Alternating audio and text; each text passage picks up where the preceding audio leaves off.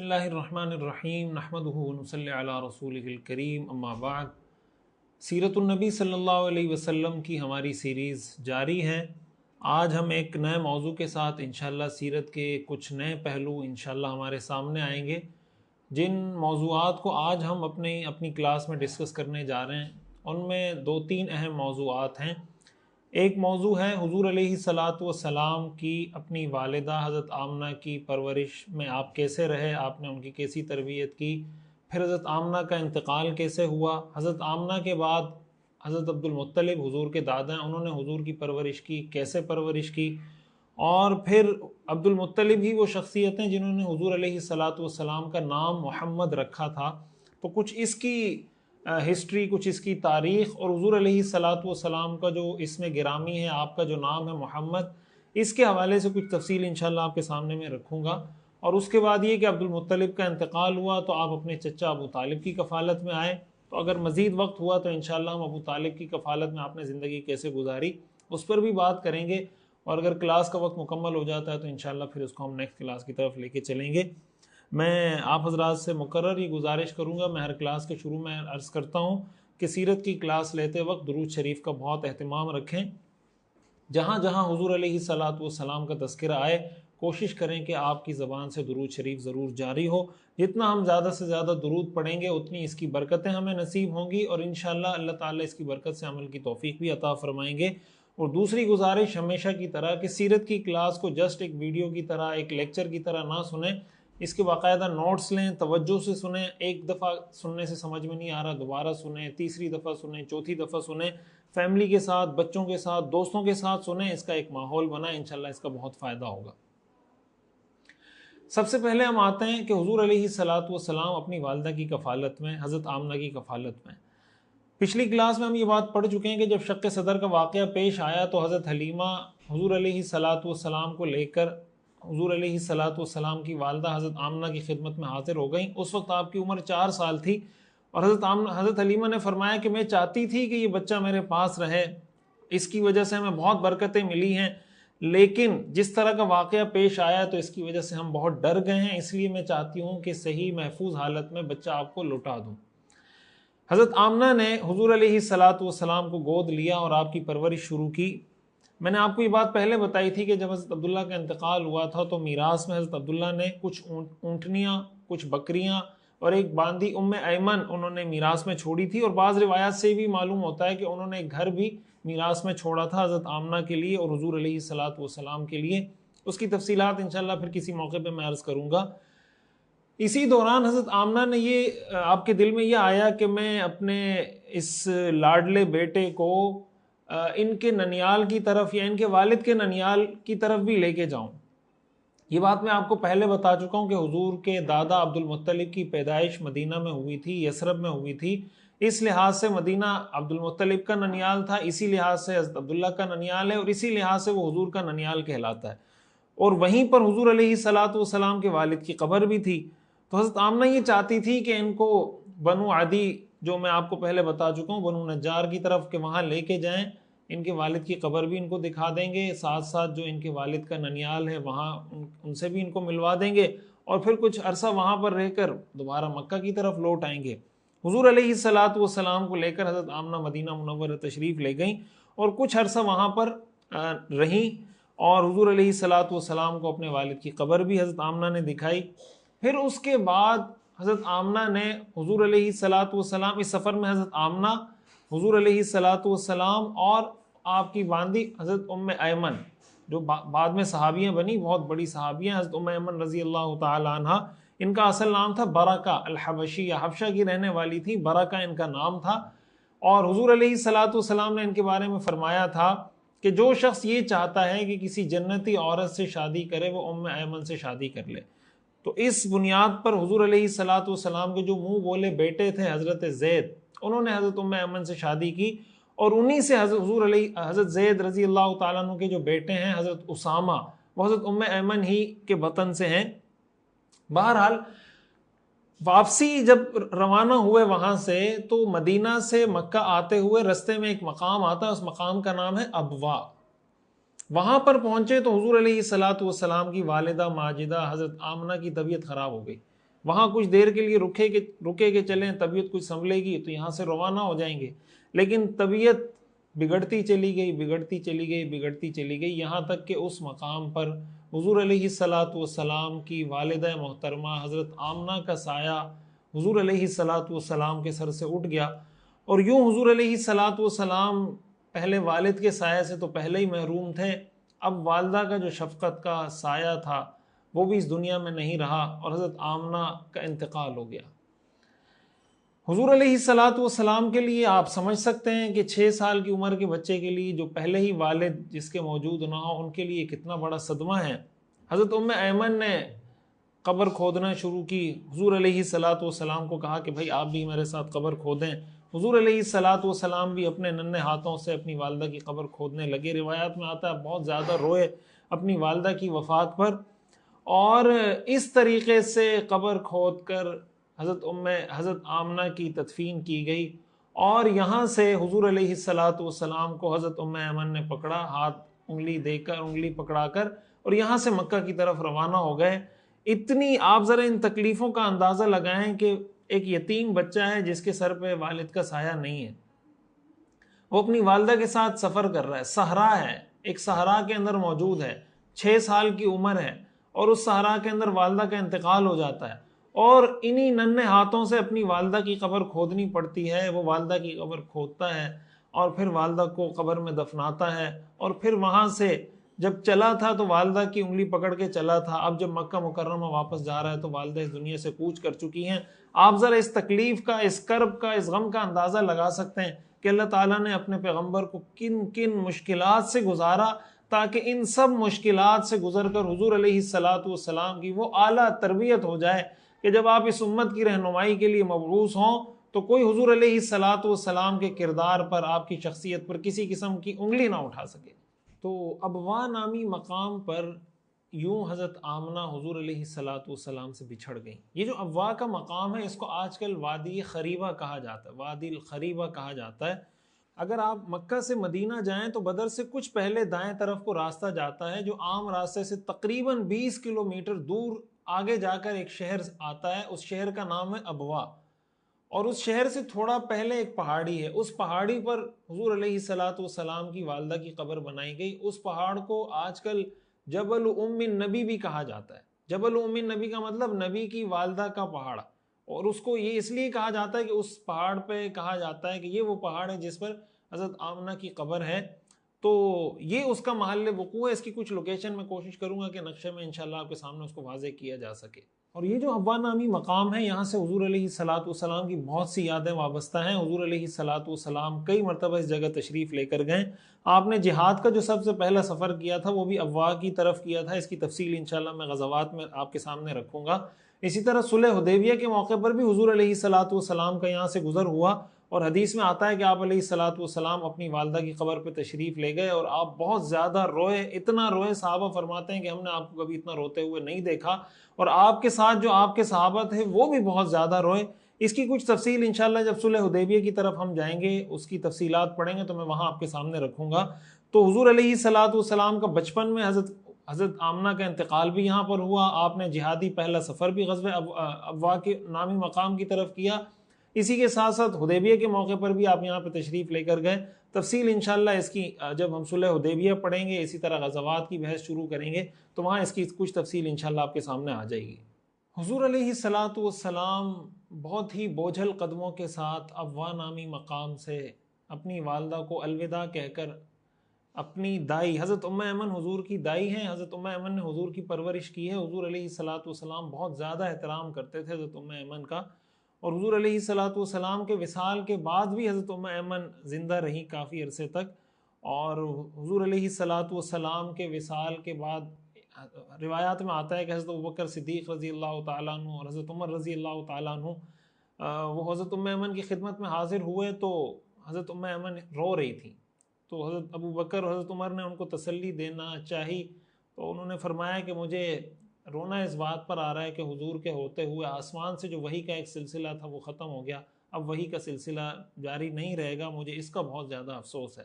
بہرحال حضرت ایمن جب مکہ مکرمہ تشریف لائیں تو عبد المطلب آپ کے دادا تھے، انہوں نے پوچھا بھائی حضرت آمنہ کے بارے میں حضرت ام ایمن نے بتایا کہ ان کا تو رستے میں انتقال ہو گیا۔ یوں حضور علیہ الصلاۃ والسلام اپنی والدہ کی کفالت سے اب اپنے دادا عبد المطلب کی کفالت میں منتقل ہو گئے۔ کفالت میں تو عبد المطلب کے تھے، لیکن حضرت ام ایمن کو عبد المطلب نے ایک طرح سے ذمہ داری دی ہوئی تھی، یعنی ان کا خرچہ، ساری ذمہ داریاں تو عبد المطلب کی تھی، لیکن گھریلو دیکھ بھال حضور علیہ الصلاۃ والسلام کی حضرت ام ایمن کیا کرتی تھیں۔ حضرت عبد المطلب آپ جانتے ہیں، میں آپ کو پہلے بتا چکا ہوں کہ وہ قبیلہ قریش کے سردار تھے، ان کا ایک بہت بڑا مقام تھا۔ تاریخی کتابوں میں یہ بات لکھی ہے کہ بیت اللہ کے قریب ان کا ایک تخت لگتا تھا۔ آپ یہ کہہ لیں کہ ان کا، آپ آج کل کی اصطلاح میں اگر بات کریں تو آپ یہ کہہ سکتے ہیں کہ ان کا ایک آفس تھا، کہ بھائی جہاں پہ بیٹھ کے لوگوں کے مسائل سنتے تھے، کھلی کچہری ہوتی تھی، اور اس تخت پر کسی کو بیٹھنے کی اجازت نہیں ہوتی تھی، حتیٰ کہ عبد المطلب کے بیٹوں کو بھی بیٹھنے کی اجازت نہیں ہوتی تھی۔ لیکن روایات میں آتا ہے، تاریخی کتابوں میں ہے کہ حضور علیہ الصلاۃ والسلام اس نشست پر، ان کی اس کرسی پر، ان کے اس تخت پر جا کے بیٹھنے لگے تو ان کے بعض بیٹوں نے حضور علیہ الصلاۃ والسلام کو پیچھے کرنے کی کوشش کی، تو عبد المطلب نے ان کو منع کر دیا اور فرمایا کہ میرا یہ بیٹا ہے، اس کو یہاں بیٹھنے دو، اس میں مجھے بہت سی نشانیاں نظر آتی ہیں اور میرے اس بیٹے کی مستقبل میں ایک شان ہوگی۔ تو حضرت عبد المطلب کا جو حضور کے ساتھ رویہ تھا، بہت ہی نرمی والا، بہت ہی شفقت والا رویہ تھا، اور بہت اچھے طریقے سے عبد المطلب نے حضور علیہ الصلاۃ والسلام کی جو پرورش کا سلسلہ تھا اس کو آگے کنٹینیو کیا۔ اسی دور کا ایک واقعہ مجموع الزوائد کے اندر یہ واقعہ علامہ ہیثمی رحمہ اللہ نے نقل کیا ہے کہ ام ایمن فرماتی ہیں کہ میں ایک دفعہ گھر میں بیٹھی ہوئی تھی کہ تھوڑی دیر بعد میں نے دیکھا اچانک کہ عبد المطلب میرے سرانے کھڑے اور حضور علیہ الصلاۃ والسلام کا ہاتھ پکڑے میرے پاس لے کر آئے اور کہنے لگے کہ پتہ ہے اس بچے کو میں کہاں سے لے کر آیا ہوں؟ تو حضرت ام ایمن فرماتی ہیں میں چونک گئی، میں نے کہا نہیں مجھے نہیں پتا کیا ہوا ہے، کہاں تھا یہ بچہ؟ تو حضرت عبد المطلب کہنے لگے کہ بھائی یہ وہاں بیری کا جو درخت ہے اس کے قریب میں نے اس کو دیکھا، یہ وہاں بچوں کے ساتھ کھیل رہے تھے، اور وہاں پر اہل کتاب کے کچھ لوگوں سے میں نے یہ بات سنی، جن میں سے ایک شخص سیف بن یزن بھی ہے، وہ یہ کہہ رہے ہیں کہ یہ جو بچہ ہے یہ اس امت کا نبی ہے، تو مجھے اس بات کا ڈر ہے کہ بھائی یہ لوگ اس کو نقصان پہنچائیں گے، اس لیے تم اس کا خیال رکھا کرو اور اس طرح اس کو اکیلے باہر نکلنے مت دیا کرو۔ تو یہ ایک واقعہ بھی تاریخی کتابوں میں اس دور کا لکھا ہے جب عبد المطلب کی پرورش میں حضور علیہ الصلاۃ والسلام تھے، اور اس سے ہمیں یہ معلوم ہوتا ہے کہ اہل کتاب نے اپنی کتابوں میں یہ بات پڑھ رکھی تھی کہ ایک نبی نے مبعوث ہونا ہے اور اسی زمانے میں مبعوث ہونا ہے۔ اس پر میں انشاءاللہ پورا ایک تفصیلی لیکچر آپ کے سامنے، پوری تفصیلی بات رکھوں گا کہ تورات اور انجیل میں حضور علیہ الصلاۃ والسلام کا تذکرہ کیسے تھا، کن الفاظ میں تھا، لیکن یہ ایک واقعہ چونکہ عبد المطلب کی کفالت کے دور سے متعلق ہے اس لیے اس کو میں نے یہاں ذکر کر دیا۔ اب عبد المطلب کا ذکر آیا ہے تو اسی کے ساتھ میں یہ بھی ذکر کر دوں کہ عبد المطلب ہی وہ شخصیت ہیں جنہوں نے حضور علیہ الصلاۃ والسلام کا نام تجویز کیا تھا، اور انہوں نے آپ کا نام رکھا تھا محمد، اور یہ ایسا نام ہے جو عربوں میں پہلے یہ نام نہیں رکھا جاتا تھا۔ عبد المطلب نے حضور علیہ الصلاۃ والسلام کا یہ نام رکھا۔ اس کی تفصیل اصل میں تو شروع میں بتانی چاہیے تھی، لیکن مجھے اس کا یاد نہیں رہا کہ شروع میں اس کی تفصیل بتا دیتا، تو اس لیے حضور علیہ الصلاۃ والسلام کے نام سے متعلق کچھ ضروری تفصیل جو ہمیں ضرور پتہ ہونی چاہیے وہ میں یہیں پہ ذکر کر دیتا ہوں، اس مناسبت سے کہ عبد المطلب نے حضور علیہ الصلاۃ والسلام کا نام رکھا تھا۔ تو حضور علیہ الصلاۃ والسلام کا یہ نام کیا ہے، اس کا مطلب کیا ہے، اس سے ہمیں کیا کیا سیکھنے کو ملتا ہے، اس میں ہمارے لیے کیا اسباق ہیں، تو اس کی کچھ تفصیل کی طرف ہم بڑھتے ہیں۔ محمد کا جو لفظ ہے یہ نکلا ہے حمد سے۔ حمد کا مطلب یہ ہوتا ہے کہ کسی کے اعلیٰ کردار، اعلیٰ اخلاق، اعلیٰ صفات اور کوالٹیز کا احساس دل میں لے کر اس کی جو تعریف کی جاتی ہے اس کو حمد کہتے ہیں۔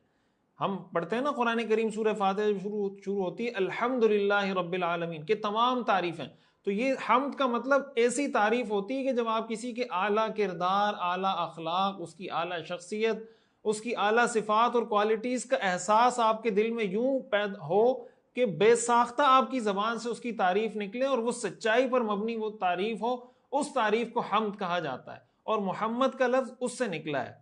حضور علیہ الصلاۃ والسلام کے اس نام کا تذکرہ قرآن کریم میں 4 مقامات پر ہے، یعنی حضور علیہ الصلاۃ والسلام کا تذکرہ تو قرآن کریم میں جگہ جگہ ہے، لیکن آپ کا یہ نام قرآن کریم میں 4 دفعہ مینشن کیا گیا ہے۔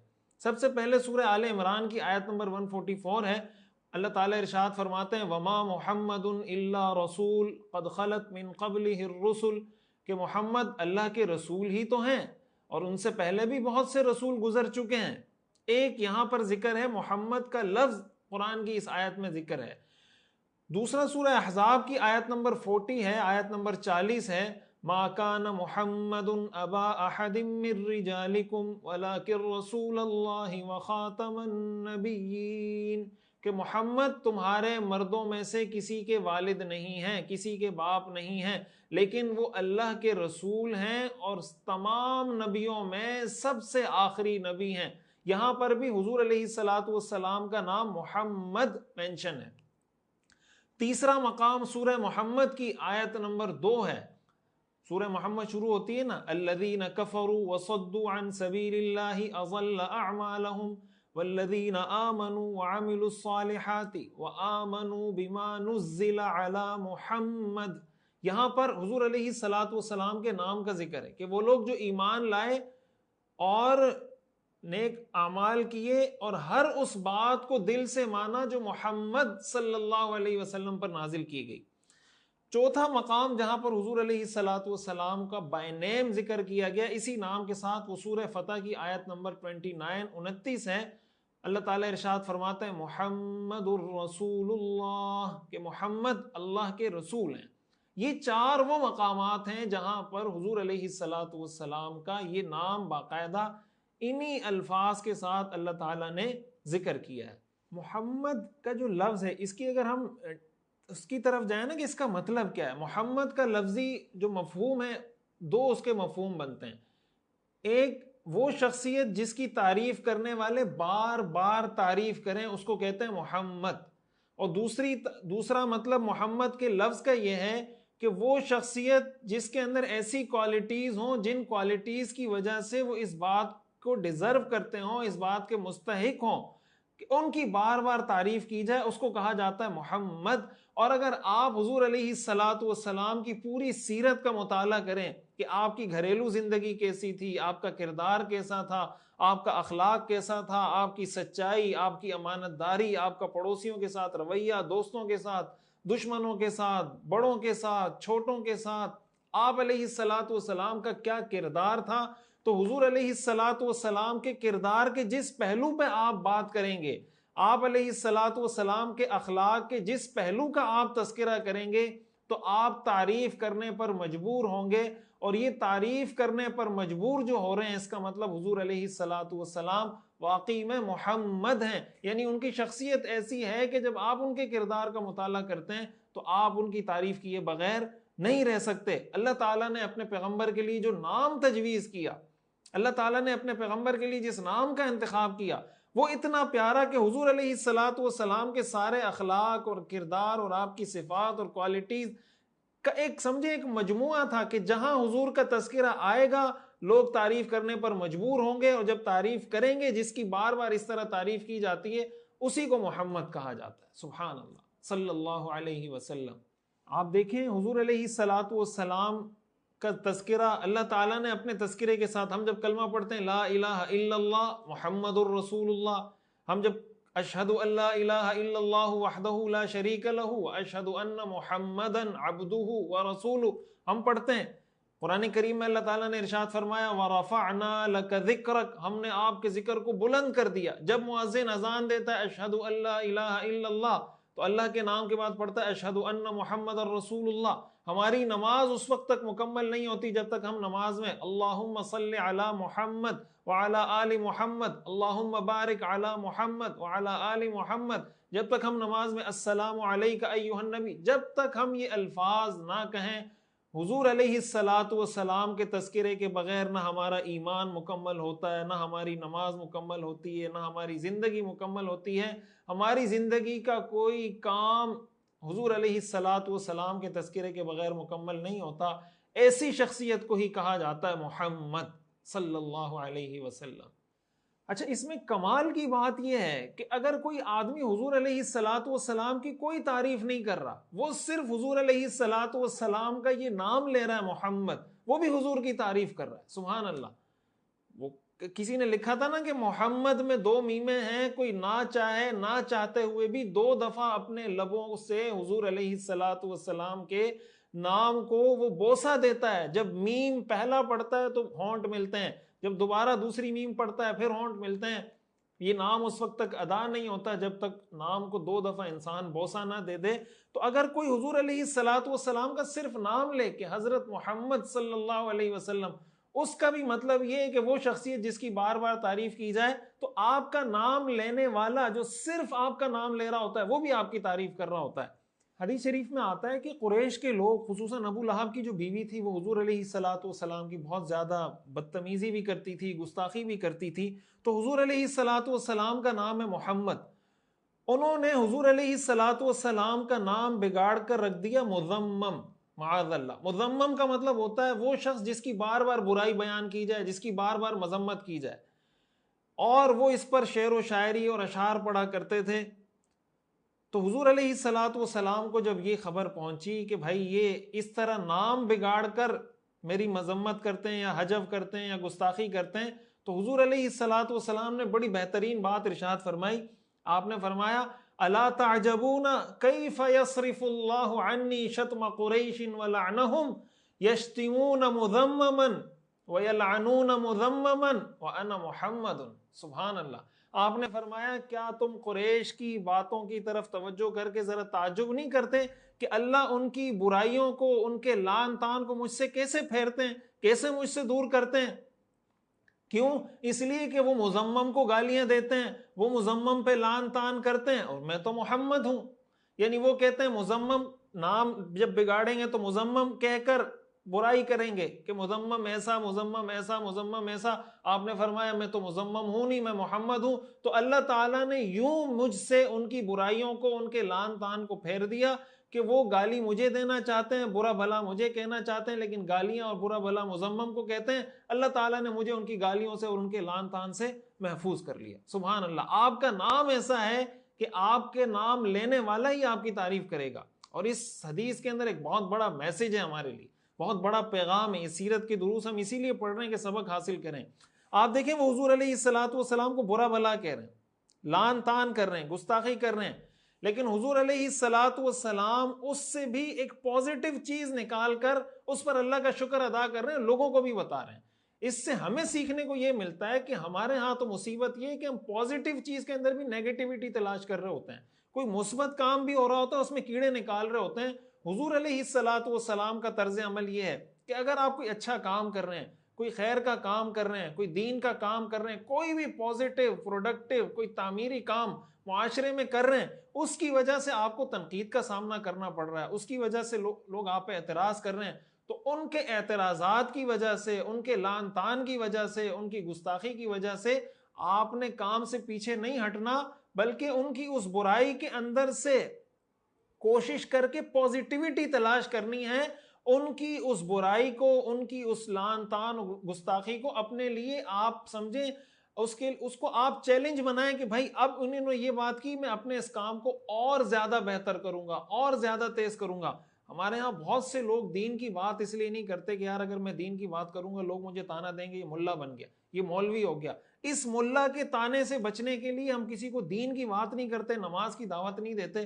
ہمارے پیغمبر کو کتنے تانے دیے گئے، کتنا برا بھلا کہا گیا. کیا حضور علیہ الصلوۃ والسلام اپنے مشن سے پیچھے ہٹ گئے؟ آپ کوئی بھی پازیٹیو کام کر رہے ہیں، وہ کہتے ہیں نا کہ اگر پتھر مارنے والے پتھر ماریں تو انہی پتھروں کو جمع کر کے اس سے تعمیر کھڑی کر دیں. جو قائد ہوتا ہے، جو لیڈر ہوتا ہے، جو اعلیٰ ظرف کا انسان ہوتا ہے، وہ لوگوں کے تانوں سے آگے بڑھتا ہے، پیچھے نہیں ہٹتا. یہ برائی اس کو آگے بڑھاتی ہے، پیچھے نہیں ہٹاتی. حضور علیہ الصلوۃ والسلام کی اس حدیث سے ہمیں یہ میسج اور یہ پیغام ملتا ہے. اچھا، حضور علیہ الصلوۃ والسلام کے اس نام کے بارے میں اگر میں آپ کو کچھ مزید تفصیل بتاؤں تو شیخ عبد المجید الزندانی رحمہ اللہ، حال ہی میں ان کا انتقال ہوا. ان کی ایک کتاب ہے البشارات بمحمد صلی اللہ علیہ وسلم فی الکتب السماویہ السابقہ. انہوں نے اپنی اس کتاب میں وہ ساری، آپ سمجھیں تورات اور انجیل کی وہ ساری آیات جمع کی ہیں جس میں حضور علیہ الصلوۃ والسلام کے متعلق پیشن گوئی کی ہے. تو تورات کی انہوں نے ہیبرو زبان کے اندر ہی وہ عبارت نقل کی ہے جس میں حضور علیہ الصلوۃ والسلام کا نام محمد مینشن ہے، اور اس کا انہوں نے ترجمہ بھی کیا. اس کا ترجمہ یہ بنتا ہے کہ ان کا کلام سب سے میٹھا کلام ہوگا، وہ محمد ہیں جو عظمتوں والے ہیں، یہ میرے محبوب ہیں اور میرے خلیل ہیں. تورات میں حضور علیہ الصلوۃ والسلام کا محمد کے نام سے تذکرہ موجود تھا. اس کے علاوہ بھی انجیل میں اور تورات میں کہاں کہاں حضور علیہ الصلوۃ والسلام کا تذکرہ کس طریقے سے موجود تھا، انجیل برنابا کے اندر موجود تھا، اس کی کچھ تفصیل انشاءاللہ میں الگ سے کسی لیکچر میں تفصیل سے بتاؤں گا کہ پچھلی کتابوں میں حضور علیہ الصلوۃ والسلام کا تذکرہ کیسے موجود تھا۔ یہاں جسٹ میں نے یہ اس لیے مینشن کیا کہ یہ وہ جگہ ہے کہ جہاں حضور علیہ الصلوۃ والسلام کا ذکر بائی نیم محمد کے نام سے ہوا ہے۔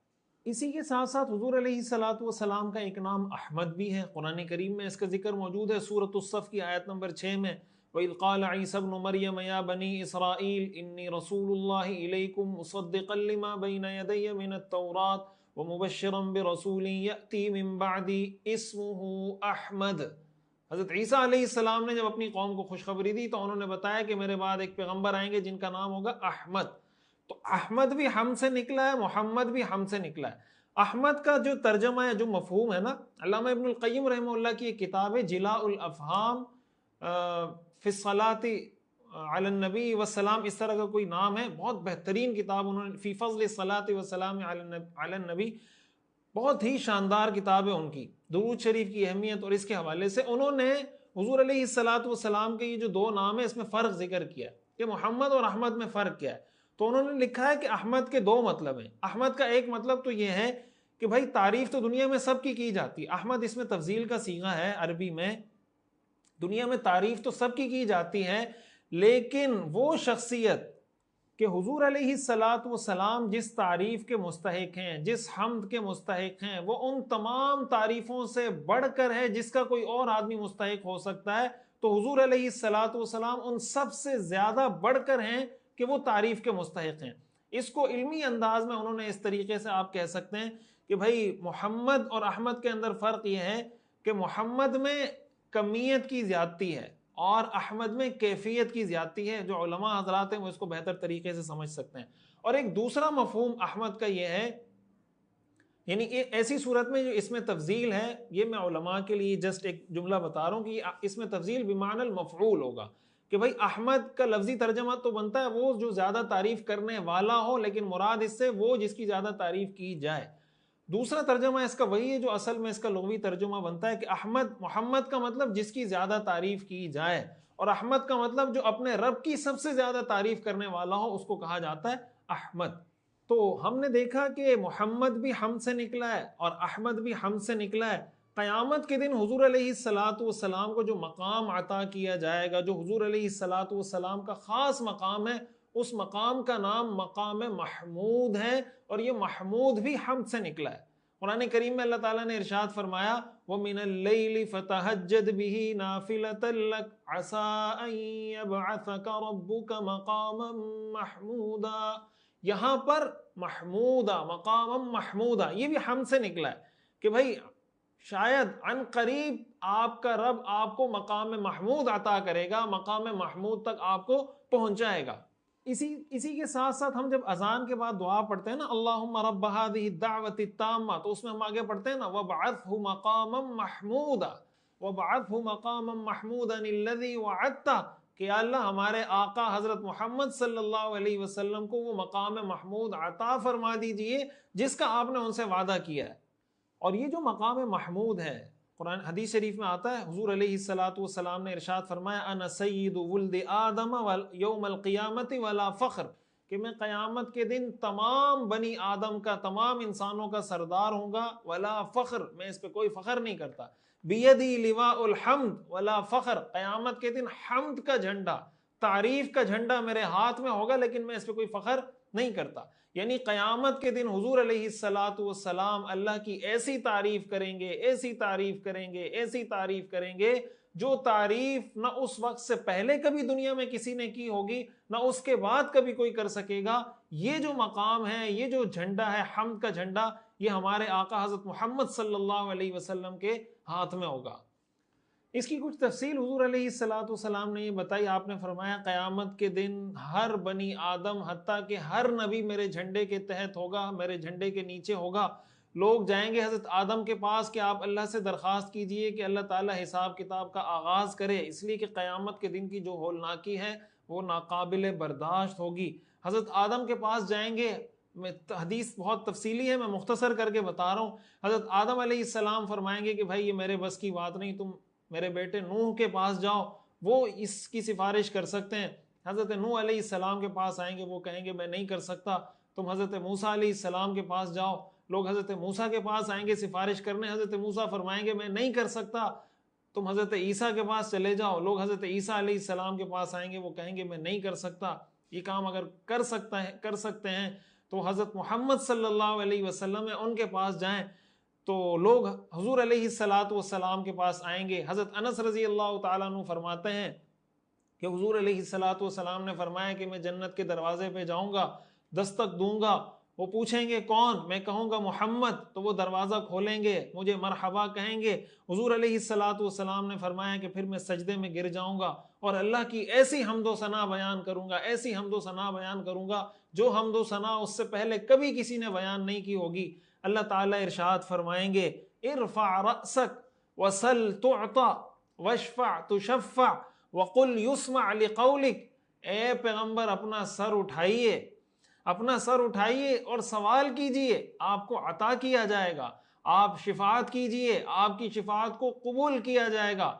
آپ بات کیجئے، آپ کی بات کو سنا جائے گا، ایکسیپٹ کیا جائے گا۔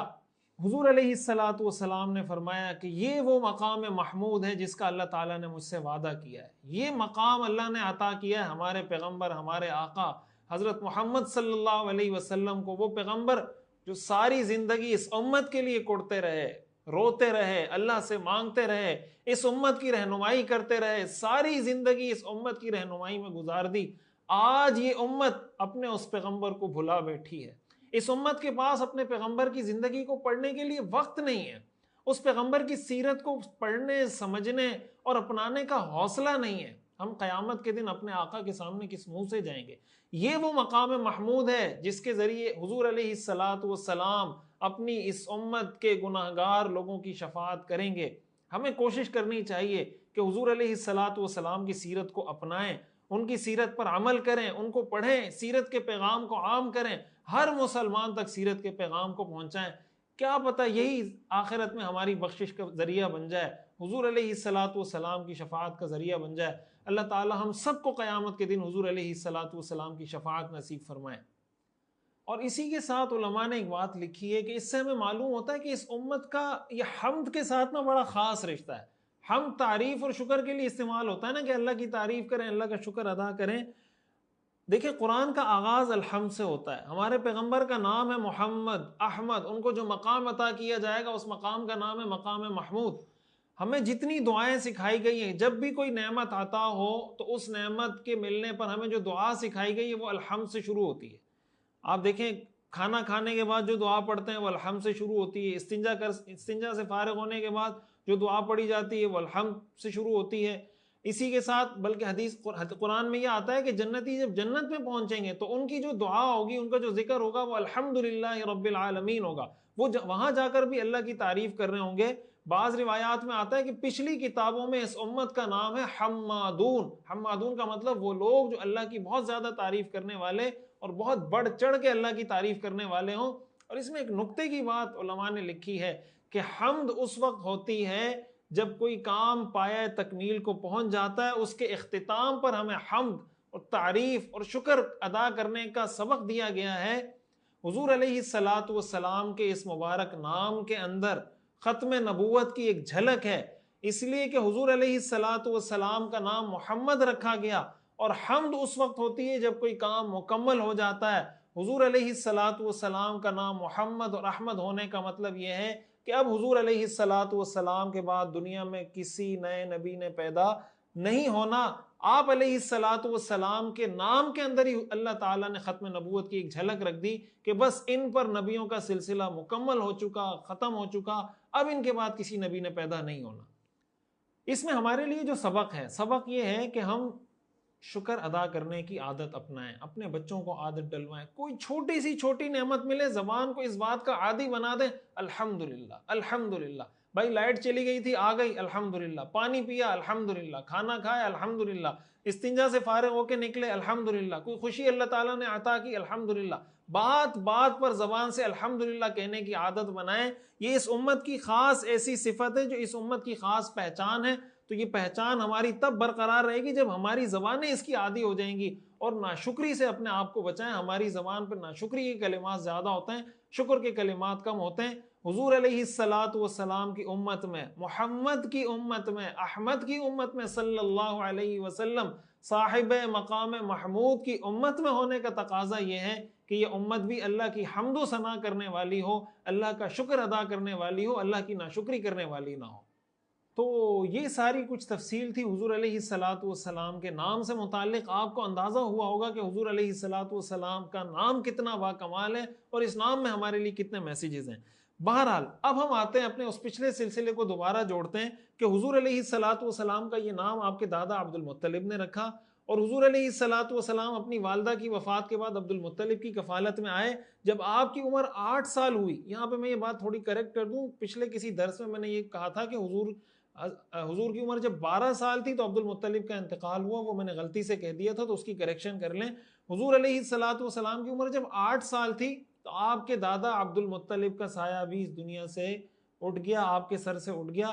عبد المطلب نے جاتے ہوئے اپنے بیٹے ابو طالب کو اس بات کی وصیت کی تھی کہ یہ میرا لاڈلا بیٹا ہے, لاڈلا پوتا ہے, اس کی پرورش اور اس کی کفالت تم نے کرنی ہے. اور ابو طالب حضور علیہ الصلاۃ والسلام کے سگے چچا ہیں. حضور کے جو سگے چچا ہیں وہ 2 ہیں. سگے چچا کا مطلب یہ ہے کہ حضور کے جو والد تھے حضرت عبداللہ, والد تو حضور کے جتنے چچا ہیں والد تو سب کے عبد المطلب ہیں, لیکن والدائیں ان کی الگ الگ ہیں. ابو طالب حضور کے وہ چچا ہیں کہ جن کی والدہ اور والد اور حضرت عبداللہ کی والدہ اور والد ایک ہیں. حضور کے دوسرے سگے چچا ہیں زبیر بن عبد المطلب, یہ بھی حضور کے سگے چچا ہیں. اس کے علاوہ ہمیں جتنے چچاؤں کا تذکرہ ملتا ہے نا, جیسے حضرت عباس ہیں, حضرت حمزہ ہیں, اسی طرح ابو لہب کا ذکر ملتا ہے اور ہیں, وہ سارے حضور علیہ الصلاۃ والسلام کے چچا تھے, اس معنی میں کہ ان کے والد بھی عبد المطلب تھے, حضرت عبداللہ کے والد بھی عبد المطلب تھے, لیکن ان کی والدائیں الگ الگ تھی. حضرت حمزہ کے بارے میں آپ پیچھے پڑھ چکے ہیں کہ وہیب کی بیٹی حالہ وہ ان کی والدہ تھیں. حضرت عبداللہ کی جو والدہ تھی, ابو طالب کی جو والدہ تھی, اور زبیر بن عبد المطلب کی جو والدہ تھی, ان کا نام تھا فاطمہ بنت عمر بن عائد بن عبد ابن عمران ابن مخزوم. اور ابن ہشام نے ان کا نام لکھا ہے فاطمہ بنت عمر ابن عائد ابن عمران ابن مخزوم, یعنی ان کی والدہ کا نام تھا فاطمہ. حضرت عبداللہ کی والدہ کا نام فاطمہ تھا.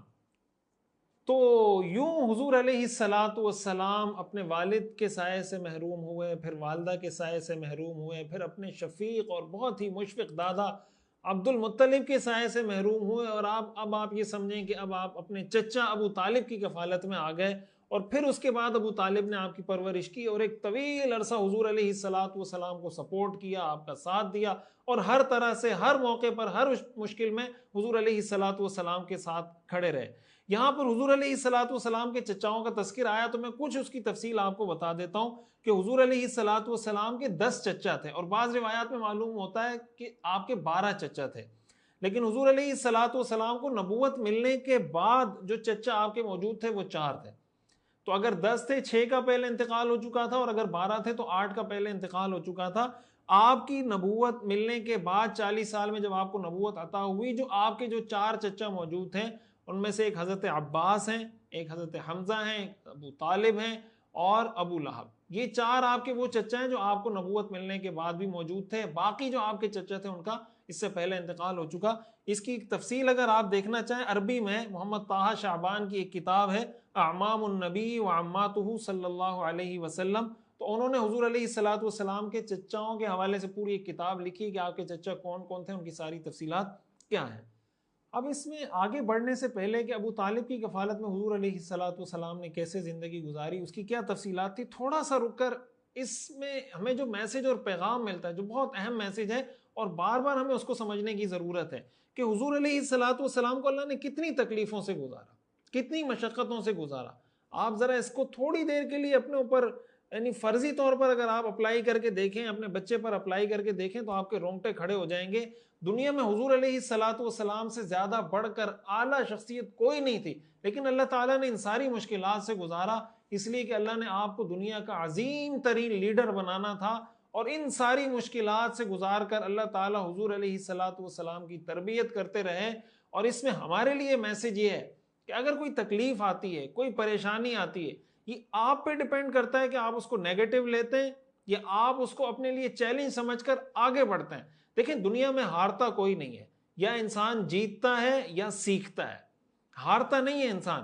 جب انسان یہ سمجھتا ہے کہ میں ناکام ہوا، وہ ناکام نہیں ہوا ہوتا، اس کو اللہ نے سیکھنے کا موقع عطا کیا ہوتا ہے۔ اللہ تعالیٰ کی طرف سے اگر کسی پر کوئی پریشانی آتی ہے، یہ اس بات کی نشانی ہے کہ یہ شخص اس پریشانی کو سہ سکتا ہے، یہ اس کو بیئر کر سکتا ہے، یہ اس کو برداشت کر سکتا ہے۔ اگر یہ تکلیف، یہ پریشانی یہ برداشت نہ کر سکتا ہوتا تو اللہ کبھی اس کو اس پریشانی میں مبتلا نہ کرتے۔ اس لیے کہ قرآن کریم میں اللہ تعالیٰ نے ارشاد فرمایا لا یکلف اللہ نفسا الا وسعها۔ اس لیے اگر کوئی پریشانی آئی ہے اس کو مایوسی کا ذریعہ نہ بنائیں، اس کو ڈپریشن کا، ٹینشن کا، سٹریس کا ذریعہ نہ بنائیں، اس کو اپنے لیے ایک چیلنج سمجھیں اور سمجھیں کہ اللہ تعالیٰ نے میرے لیے راستہ بنایا ہے، اور اب اس مشکل کا مطلب یہ کہ اللہ میرے لیے آسانی پیدا کریں گے۔ قرآن کریم میں اللہ تعالیٰ نے حضور علیہ الصلوۃ والسلام کا یہی تذکرہ کیا ہے، الم یجدک یتیما فآویٰ، کہ اللہ نے آپ کو یتیم نہیں پایا تھا پھر اللہ نے آپ کو ٹھکانہ دیا۔ ووجدک ضالا فہدیٰ ووجدک عائلا فاغنیٰ، اللہ تعالیٰ نے جگہ جگہ ذکر کیا ہے کہ ہم نے آپ کو کیسے کیسے مشکلات سے گزارا، پھر ان مشکلات سے کیسے کیسے نکالا۔ قرآن کریم میں اللہ تعالیٰ نے فرمایا ان مع العسر یسرا، ان مع العسر یسرا، کہ بھائی تنگی کے ساتھ آسانی ہے، تنگی کے ساتھ آسانی ہے۔ کسی پر مشکلات کا آنا اس بات کی نشانی ہے کہ اب اللہ تعالیٰ اس کے لیے راستے کھولیں گے۔ حضور علیہ الصلوۃ والسلام کی سیرت اور آپ کی زندگی سے ہمیں یہ سیکھنے کو ملتا ہے۔ اور اسی کے ساتھ ساتھ اس سے ہمیں یہ بات بھی سمجھ میں آتی ہے کہ ہر پریشانی اور تکلیف اللہ کا عذاب نہیں ہوتی، بلکہ بعض اوقات پریشانی انسان کو بنانے کے لیے آتی ہے، وہ امتحان ہوتی ہے، اور اس امتحان میں جب وہ پاس ہوتا ہے تو بہت اس کا مرتبہ بلند ہو جاتا ہے۔ ہمارے ہاں مسئلہ کیا ہے، ویسے ہر آدمی زبان سے یہ کہتا ہے کہ میں بہت گناہ گار ہوں، میں بہت گناہ گار ہوں، میری گناہ گار آنکھوں نے دیکھا، میں نے گناہ گار کانوں سے سنا، لیکن جب اپنے اوپر کوئی تکلیف آتی ہے تو کہتے ہیں اللہ کی طرف سے بڑا امتحان ہے، اللہ رحم فرمائے۔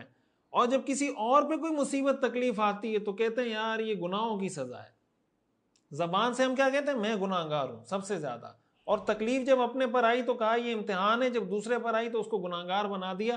چاہیے تو یہ تھا کہ جب اپنے پہ تکلیف آتی تو انسان یہ سوچتا کہ یار یہ شاید مجھے میرے گناہوں کی سزا مل رہی ہے، کسی اور پہ تکلیف آتی تو یہ سوچتا کہ یار یہ تو بہت نیک اور بہت اچھا آدمی ہے، شاید اللہ نے اس کو کسی امتحان میں مبتلا کیا ہوگا۔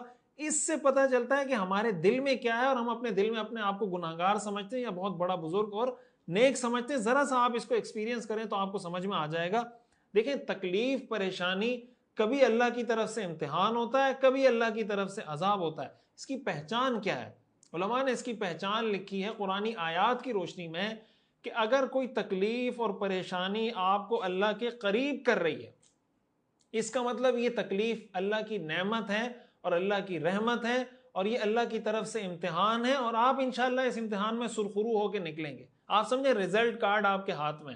اور اگر یہ پریشانی اور تکلیف کسی کو مایوسی کی طرف لے جا رہی ہے، اس کو اللہ سے مایوس کر رہی ہے اور وہ اللہ سے دور ہوتا جا رہا ہے، اس کا مطلب یہ اللہ کا عذاب ہے۔ قرآن کریم میں اللہ تعالیٰ نے جگہ جگہ یہ بات ارشاد فرمائی وَلَنُذِيقَنَّهُم مِّنَ الْعَذَابِ الْأَدْنَىٰ دُونَ الْعَذَابِ الْأَكْبَرِ لَعَلَّهُمْ يَرْجِعُونَ، کہ ہم بڑے عذاب سے پہلے چھوٹا عذاب چکھاتے ہیں تاکہ یہ لوگ پلٹ آئیں۔ ظَهَرَ الْفَسَادُ فِي الْبَرِّ وَالْبَحْرِ بِمَا كَسَبَتْ أَيْدِي النَّاسِ لِيُذِيقَهُم بَعْضَ الَّذِي عَمِلُوا لَعَلَّهُمْ يَرْجِعُونَ۔ اللہ بار بار یہ ارشاد فرما رہے ہیں کہ بھائی یہ تکلیفیں ہم اس لیے دیتے ہیں تاکہ لوگ اللہ کی طرف پلٹ آئیں۔ اس لیے اگر اللہ نے کسی پریشانی میں مبتلا کیا ہے تو انسان کو چاہیے ذرا اپنی ڈیلی روٹین پر، اپنی لائف پر، اپنی زندگی پر، اپنی صبح شام پر ذرا غور و فکر کرے کہ مجھ سے زندگی میں کہاں کیا کیا غلطیاں ہو رہی ہیں۔ اگر کوئی غلطی ہو رہی ہے اس سے توبہ کریں، اور اللہ تعالیٰ نے اس امتحان میں مبتلا کیے دعا کریں اللہ مجھے اس امتحان سے چھٹکارا عطا فرما، لیکن اس امتحان اور پریشانی کی وجہ سے ناشکری کا اظہار بالکل بھی نہ کریں۔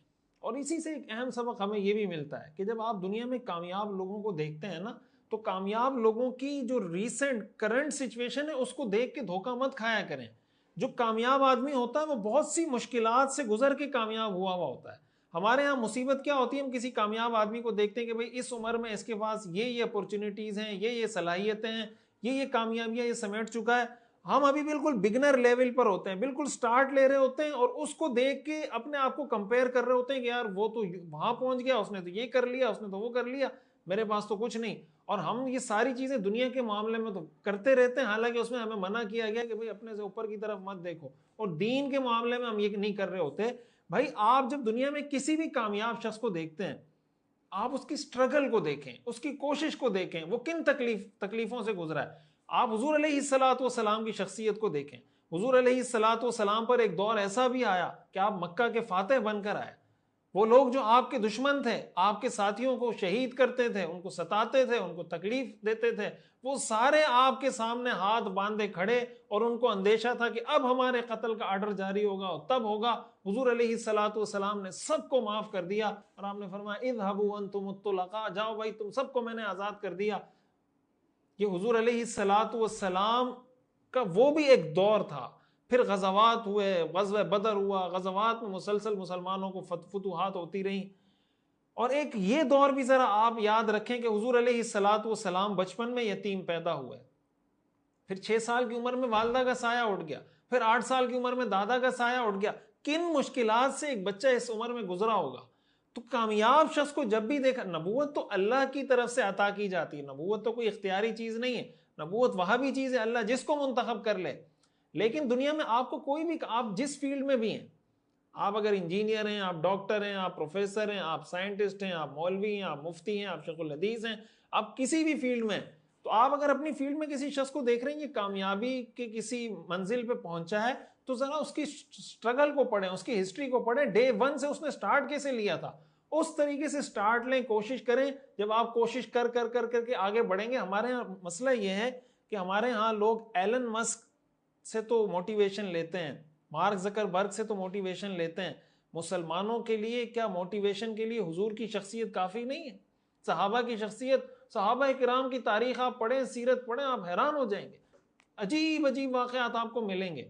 بھائی مسلمان کو چاہیے ان سے موٹیویشن حاصل کرے. موٹیویشن اس کا یہ مطلب نہیں کہ کسی اور سے موٹیویشن حاصل کرنا کوئی گناہ کی چیز ہے, لیکن مسلمان کے لیے ایک آئیڈیل سچویشن, ایک طریقہ کار, رول ماڈل جو قرآن نے متعین کیا وہ حضور علیہ الصلوۃ والسلام کی شخصیت ہے. اس لیے زندگی میں ہمیشہ اس چیز کو سامنے رکھیں کہ کبھی بھی کسی کامیاب شخص کو دیکھ کر اس کی سٹرگل کو ضرور پڑھیں, اس کو سٹڈی کریں, اور اس کے مطابق اپنے قدم آگے بڑھائیں, تو انشاءاللہ اللہ تعالیٰ آپ کو بھی کامیابی عطا فرمائیں گے. تو آج کا جو درس تھا اس میں ہم نے بنیادی طور پہ جو چیزیں سیکھی ہیں, حضرت آمنہ کی کفالت میں حضور کیسے آئے, حضرت آمنہ کے ساتھ حضور کا سفر, پھر حضرت آمنہ کی وفات ہوئی, اور اس پورے واقعے سے ہمیں کیا سیکھنے کو ملتا ہے, پھر حضرت عبد المطلب کی کفالت میں آپ کیسے آئے, عبد المطلب کا آپ کے ساتھ کتنا بہترین اور کتنا نرم اور مشفقانہ رویہ تھا, اور پھر حضرت عبد المطلب نے حضور علیہ الصلوۃ والسلام کا نام رکھا تھا. حضور علیہ الصلوۃ والسلام کا نام کتنا باکمال ہے, اور اس نام سے ہمیں کیا کیا چیزیں سیکھنے کو ملتی ہیں. پھر عبد المطلب کا انتقال ہوا, اور ان کے انتقال کے بعد یہ ساری تکلیفوں کے مراحل سے جو حضور گزرے, اس سے ہمیں کیا کیا سیکھنے کو ملتا ہے. میں سمجھتا ہوں کہ آج کے درس میں جو جو چیزیں ہمیں سیکھنے کو ملتی ہیں اس کو ہمیں ضرور نوٹ کر لینا چاہیے, نمبر وائز 1 2 3, اور میں چاہوں گا اگر آپ اس کو کمنٹ میں بھی لکھ دیں کہ بھائی یہ 4 5 6 7 چیزیں ہم نے آج کے سبق میں سیکھی ہیں, اور سیکھی نہیں ہے اس کو اپنی پریکٹیکل لائف میں انشاءاللہ ہم امپلیمنٹ کریں گے. تو مجھے اللہ تعالیٰ کی ذات سے امید ہے کہ جس نیت سے ہم نے یہ سیرت پڑھنا شروع کی ہے کہ ہم اس کو عملی زندگی میں اپنی پریکٹس میں لے کر آئیں, تو اس کا ہمیں بہت زیادہ فائدہ ہوگا. اللہ تعالیٰ ہمیں سمجھنے اور عمل کرنے کی توفیق عطا فرمائے, اور حضور علیہ الصلوۃ والسلام کی سیرت کو پڑھنے, سمجھنے, عمل کرنے اور اس کو آگے پھیلانے والا بنائے. وآخر دعوانا ان الحمد للہ رب العالمین.